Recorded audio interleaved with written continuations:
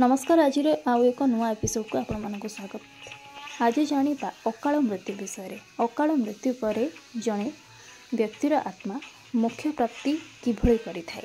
कौन मृत्यु पर करा जाउथिबा मूर्तिका पूजा आत्मार मुक्ति मिलता है।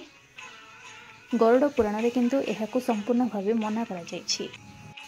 गरुड़ पुराण अनुसार जड़े व्यक्तिर अकाल मृत्यु हेबा परे से केवल साधारण पूजा रे तार आत्मा शांति पाई न थाए। सेथिपाई एक गुरुत्वपूर्ण पूजा करने को पड़ी थाए जहाँकि नारायण बलि पूजा।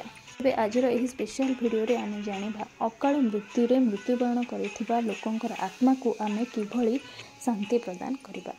जन्मर मृत्यु पर्यंत सबकिछि गरुड़ पुराण रे वर्णना करा जायछि। एही पुराण रे जने व्यक्ति मृत्यु पर मुक्ति पाए कि नाही एही सब विषय रे मध्य कुहा जायछि।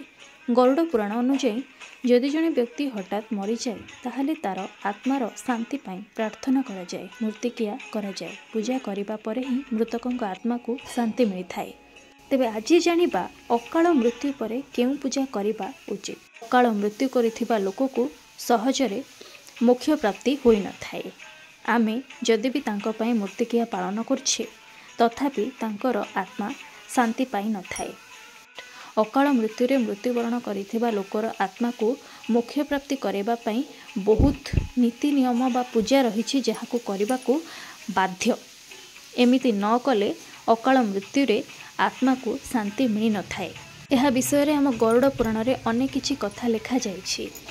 गरुड़ पुराण अनुसार जेतेबेले जने व्यक्ति हठात मरी जाए जेपरिक सड़क दुर्घटना बा कौनसी रोग हेतु तेबे तांको आत्मा मुक्ति न पाई निज प्रिय परिजन पाखरे सबुबले घूरी बुलु थाए।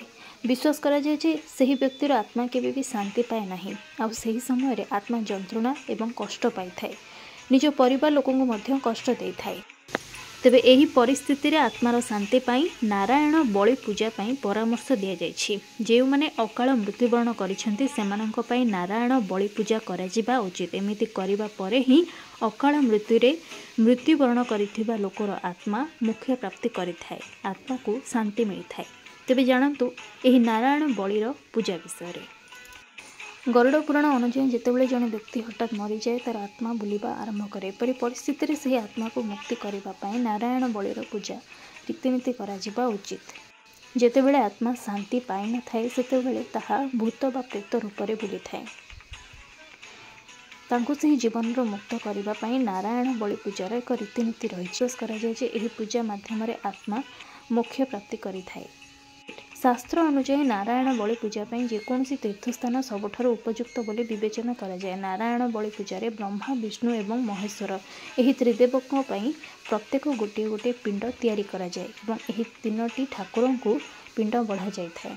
पूजा रे पंडित मानक द्वारा 5टी वेद पाठ करा जाए। विश्वास करा जाए जे अकाल मृत्यु रे मृत्युवरण करिथिबा व्यक्तिंक परिवार सदस्य नारायण बलि पूजा करिबा निहाती जरूरी। एही पूजा द्वारा जने पितृ दोषरु मध्य मुक्ति पाई पारि थाए।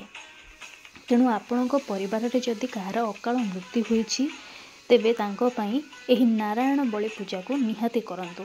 एमती कले ही तांको आत्मा शांति पाइबो, नहले शांति बा मोक्ष प्राप्ति करिबो नाही।